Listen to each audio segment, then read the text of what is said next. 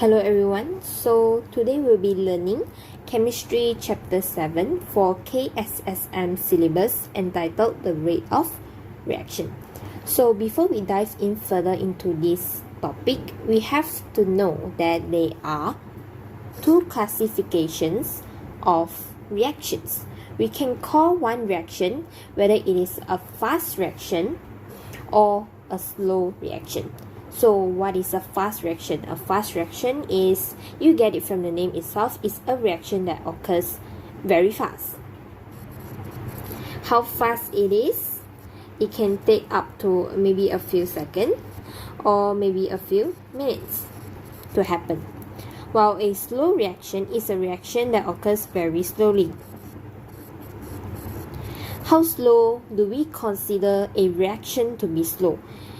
It can take up to a few hours, weeks, days, years, months, and so on. All these we classify them under the category of slow reaction. So what are the examples for a fast reaction? A fast reaction, a very good example is combustion.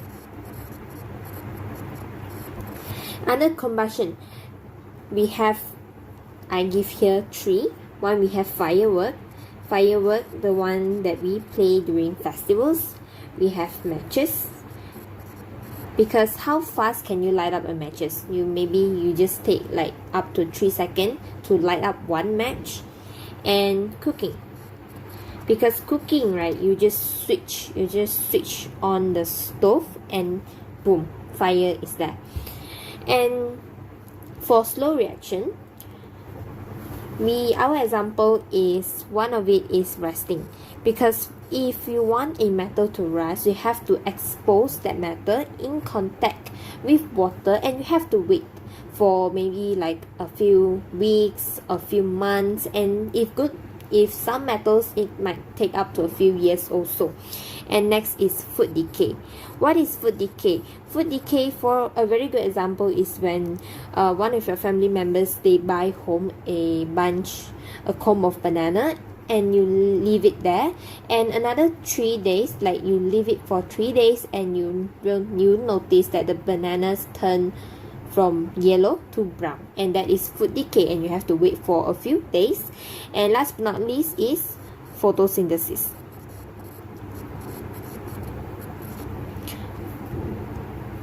And now you have learned about the fast and slow reaction. You might be wondering, what do we mean by when we say rate of reaction? As for the title itself, this is the title, right? So in this topic, I'm going to use a lot of short form, which is rate of reaction. I'm going to denote it as ROR, rate of reaction. So for the definition, what is rate of reaction? I'm going to write it in the form like a formula, because we are going to do some calculation later on, and by writing formula is easier for you to memorize it, and in exam you just write it back. If they want a definition, you just write it back, the formula, but then you memorize the formula, but then you write it back in the form of a statement.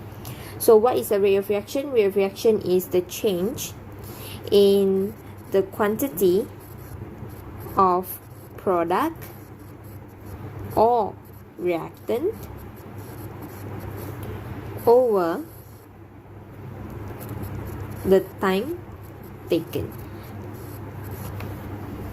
The time taken can be in seconds, can be in minutes. It depends on the question. So what are the units that we have? We can have the unit like gram per second. We can have centimeter cube per second. And we can also have mole dm negative 3, which means mole dm cube per second, also known as molar per second, because we know that 1 mole dm negative 3 dm cube is equal to 1 molar. So when do we use the unit for gram per second? When do we use for cm cube per second? When do we use like for molar per second? For gram per second, it depends on the question. We use gram per second when the question uses maybe they want to weigh how the mass of a product which is solid, a solid salt form. For cm cube per second is when you want to measure the volume of gas which is a product, and for mole dm cube per second we use this formula, this unit, we use this unit when we want to measure the changes in the concentration, or we use this unit whenever we involve anything aqueous solution, because aqueous solution we have concentration. Okay, so whenever a reaction happens, there must be observable changes, and there must be changes. So let's say if the question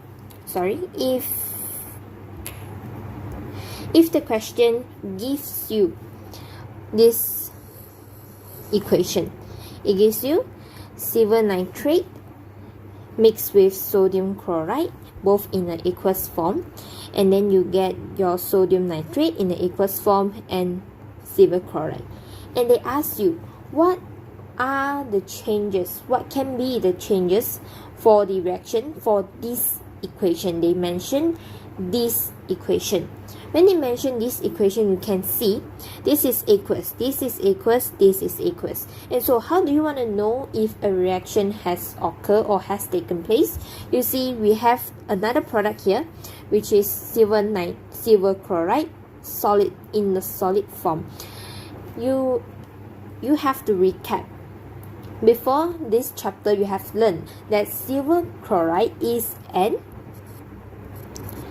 insoluble salt. When silver chloride is an insoluble salt, which means that before reaction there is nothing, because you just mix aqueous solution. Aqueous solutions are like liquid, so it is just liquid. And after the reaction, you can notice that there are some precipitate, there are solid form at the bottom. It can be a conical flask, it can be bigger. So what is the change that you can observe for this reaction? We call it the formation of precipitate. This is the first change that you can observe. Second is the decrease in the mass of reactants. Because as the reaction goes by, the amount or the mass of reactants will slowly decrease until all the reactants has finished and the products are formed. And the third, again, we have another equation here. We can see that we have hydrochloric acid with magnesium solid, and they produce magnesium chloride in the aqueous form and hydrogen gas. If they ask you what are the changes that you can see for the reaction for this equation, they mention again for this equation, we can see the product here. We have what? We have hydrogen gas. Hydrogen gas is a product, and product will increase after the reaction, right? So we can say that the changes that we can observe is the increase in the volume of gas or in the volume of hydrogen gas. Both are accepted. And these three, 1, 2, 3, are the observable changes. And what are the others? The others we have like here, changes in the pressure. But take note that for changes in the pressure, you can only observe this for the experiment involving gases. This is only applicable for the experiment involving gases. Why? Because what state do we have? We have solid, we have liquid, we have aqueous, and we have gas. These three got no pressure, only gas we have pressure. Do have you heard of pressure for the hydrochloric acid in the aqueous form? No, we don't have, but we have pressure of the hydrogen gas, pressure of this gas, that gas, oxygen gas, and so on. So if you want to mention the change in pressure, you have to make sure that the experiment does involve gases. And then we also have changes in the electrical conductivity of electrolyte, and you can measure this by using an ammeter in your experiment. And last but not least is the changes in the pH value. Changes in the pH value is very simple. You just see the changes in the pH value before and after the reaction, and you can do this. Just now for the electrolyte, you can measure using ammeter, and for pH value you can measure using a pH meter. So here are the 6 changes during a reactions that one can observe or can know when you are using equipments like ammeter and pH meter. Okay, so now you have learned about what is rate of reaction, the classification for rate of reaction for be it slow reaction or fast reaction, and the observable changes or the changes during a rate of reaction. Now you have to distinguish or identify or differentiate what are the differences between an average rate of reaction and an instantaneous rate of reaction. You have to know what are the differences between these both, because you will need this to do calculation later on. So to keep it simple, average rate of reaction is the rate of reaction over a time interval. And for the instantaneous rate of reaction is the rate of reaction that occurs at any given time. I know you might be thinking that what then? I mean, these two sounds the same. They do sound the same, right? But no. So I'm going to give you a few tips which I hope can be useful for you to identify whether if you need to use the formula for the average rate of reaction or the instantaneous rate of reaction. So as I mentioned, for average rate of reaction is the rate of reaction over a time interval, and the tips here is that for if they ask you to calculate rate of reaction, you will be given a table. You will be given a table, and another tip that I can give you is that they will use the keyword for. Whereas for the instantaneous rate of reaction, they usually will give you a graph. So you will be given a graph, because if they ask you to plot a graph, they can ask you to plot a graph, which means anything involving graph, it is instantaneous rate of reaction. And they will also give you the keyword, which is at. Just now for average it is for instantaneous the keyword or the tip is at. And for this, in order to calculate one instantaneous rate of reaction, you will need to draw a tangent. For those of you who I hope you guys remember from your maths class, what is a tangent? A tangent is like a line, is a straight line that touches a circle or anything at one point. This is a tangent. This is a tangent. This is a tangent. So we'll see how we can draw a tangent later in one example that I provide. Okay, one of the examples that I have given here is the example that I took from your textbook on page 220, and I'm going to take that example to be discussed here. Let's read the question first. A student adds magnesium carbonate crystals until access into sulfuric acid and H2SO4, the volume of carbon dioxide, CO2, released is collected in a gas syringe, and the volume of gas recorded in the table for 1 minute intervals for 10 minutes. So they give us a table.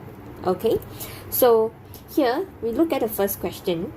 They asked to calculate the following average rate of reactions for the 5 minutes. Oh, this I'm going to choose a different highlighter. Okay, for the 5 minutes.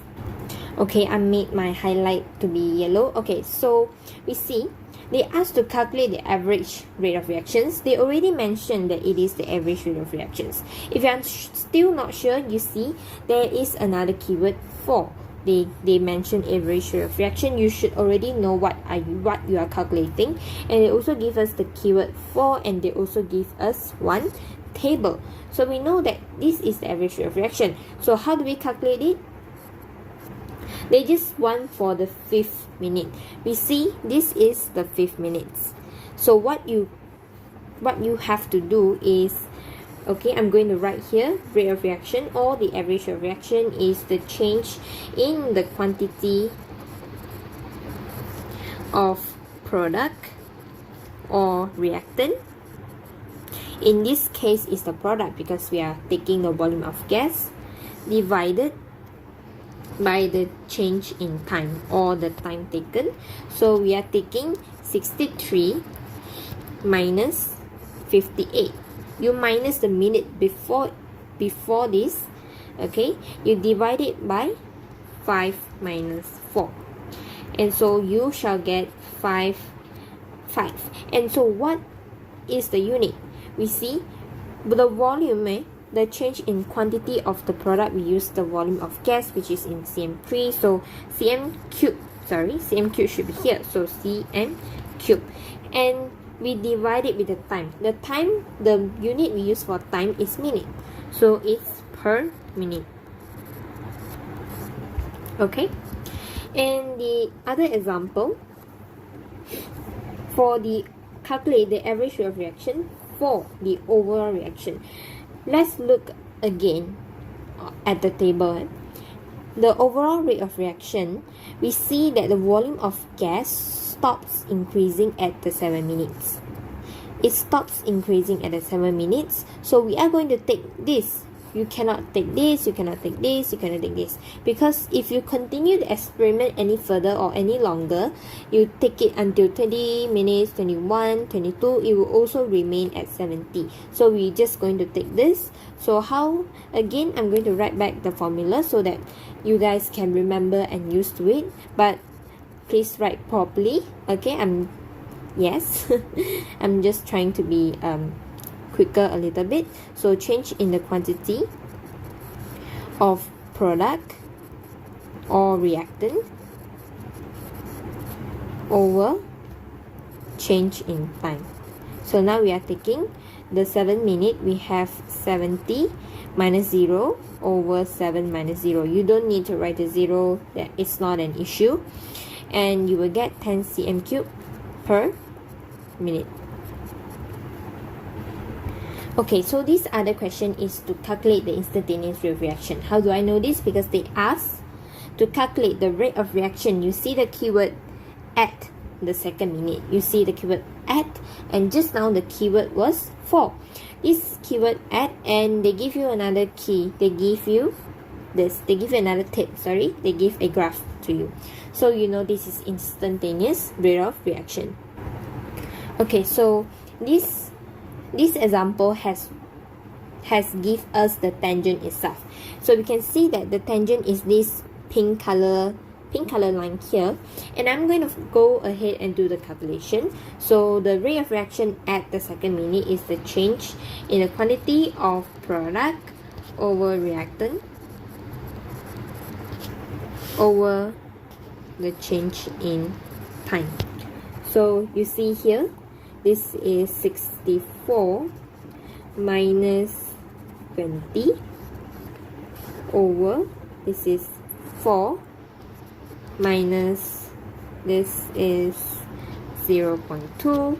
So you will get 11.58. So again, what is the unit? You see the volume of gas, they use cm cube, so it's cm cube, and you divide it by the time. The unit they use is minute, so you just put as minute. Please do not bother to even change the time to second. No, you just follow the question. So many ask, like, what if I don't want to take this point and this point, can I take other points? Of course you can. Let's say if I extrapolate the line,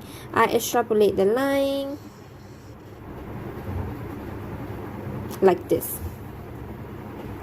and for now I'm going to take this 1 2 3 4. Okay, I'm taking this point straight down, and okay, I want to take this triangle, so I will do my calculation. So again, the same formula.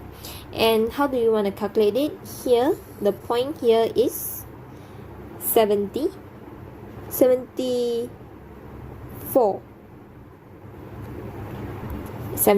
sorry, is 72 minus this point here 20 over 4.8 minus 0.2, and you will get 11.30, same unit, cm cube per minute. So you can see, usually in exam there will be a range of answer that it is accepted in the scheme by your teachers. So this is correct and this is also correct. So the problem comes when they didn't give you the tangent. So how are you going to draw? Do you know how to draw a tangent? So a good tangent line, a more accurate tangent line would be the line that touches the least point as possible. Let's say that I want to make a tangent here at this cross. So I will draw my tangent. So how do I draw my tangent? I draw my tangent like, okay, let me draw again. I can draw my tangent like this. I want to touch the least point as possible, like this.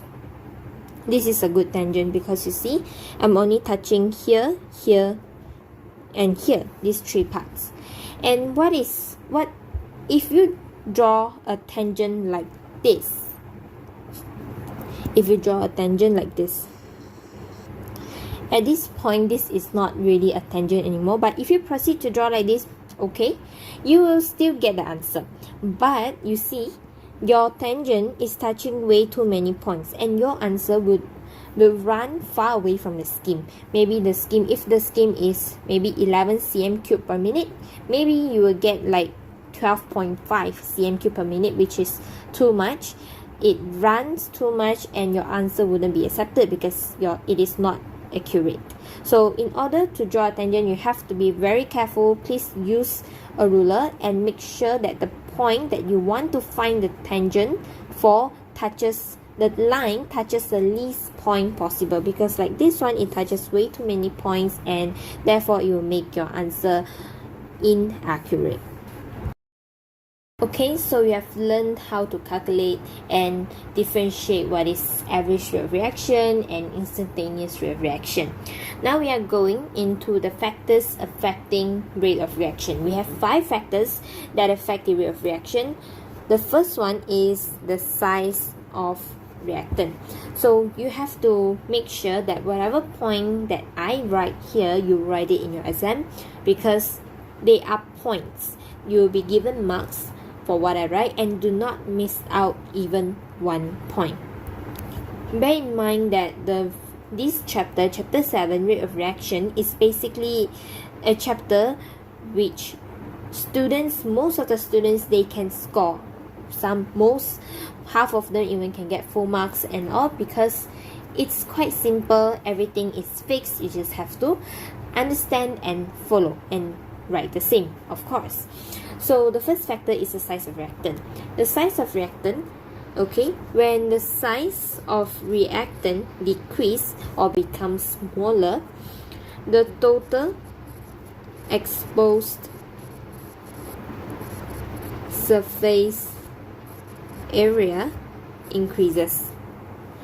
And in this chapter, I'll be using my own, I will denote this total exposed surface area as TESA, and this is just what I denote. Please do not use this in exam. Okay, and the second factor which affect the rate of reaction is the concentration of reactant. Concentration of reactant, when the concentration of reactant increases or becomes higher, the number of reacting particles in a solution per unit volume increases. The keyword here is the most important, not to say the most important, but you cannot leave this per unit volume. This one, if you leave it, your teacher might not give you the marks, and they have all the rights to do so. So why is it so important? Because let's say, okay, I take this is A and this is B. This is 1 cm cube, maybe a very small droplet of a solution, and this is also 1 cm cube. But for A, I take this solution, okay, I take this drop from a solution with the concentration of maybe 0.002 mole per dm cube, and in 1 cm cube I might get the number of reacting particles, I might get maybe 1, 2, 3 in 1 cm cube. And if I increase the concentration of my reactant, I increase from 0.002 to 0.2 mole per dm cube. In 1 cm cube, I draw again the solution, I will get a lot more. So you see the difference? You see, when the concentration of reactant increases, the number of reacting particles, these all are the reacting particles in a solution per unit volume, increases. So please remember, do not leave out this point. Do not lose your mark, because every mark is very important. And the third factor which affect the rate of reaction is the temperature. So when the temperature increases, the kinetic energy of the reacting particles increases, and therefore the particle move faster. This is very simple, like when we increase a temperature, the reacting particles, they will gain heat energy. So when they gain heat energy, their kinetic energy increase, and they eventually move faster, and they will collide more, which we will discuss further about collision in the next subtopic, which is the collision theory, and check out part 2 for this. And the fourth factor affecting the reaction is the catalyst. The catalyst here, we will discuss it further in the collision theory also, and so for now we'll just skip this part. And the fifth one is the pressure. So when the pressure increases, the volume decreases, and therefore the number of reacting particles, again per unit volume, increases. And some of you might ask, why when the pressure increases the volume decreases? Okay, why when the pressure increases the volume decreases? The pressure here we're talking about is the external pressure. Let's imagine, I'm going to draw here, sorry, my drawing has always been this bad, so forgive me for this. This is a syringe. I'm trying to draw a syringe, okay? I'm trying to draw a syringe. Okay, so this is A, this is B.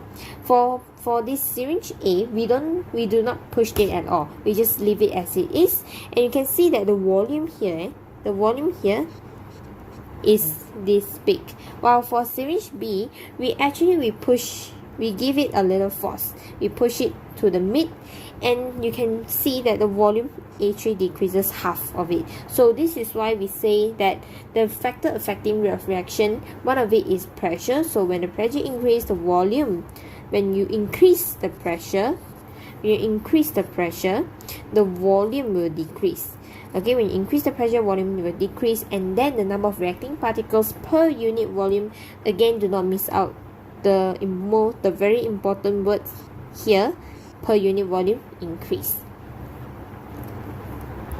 Okay, so we have reached the end for part 1 for this chapter, and let's do a little bit of a summary. So at first, we learn about the classification for the types of reaction lah. We know we have fast reaction, which is like combustion, fireworks and all, and then we have slow reaction like photosynthesis, rusting, which takes hours, days, months and years. And then the next thing that we learn is we learn about rate of reaction and the factors affecting rate of reaction, which is the one that we have just learned just now. We have 5 factors. What are those? We have temperature, we have the size of solute, we have the concentration of reactant, we have the pressure, and then we also have the catalyst. And for rate of reaction, we have also learned how to distinguish and identify and also count the instantaneous, I should write, okay, can lah, instantaneous rate of reaction and the average rate of reaction. How do you want to identify them? For average rate of reaction, you'll be given a table. The keyword here is for. While for instantaneous rate of reaction, you'll be given a graph and the keyword is at.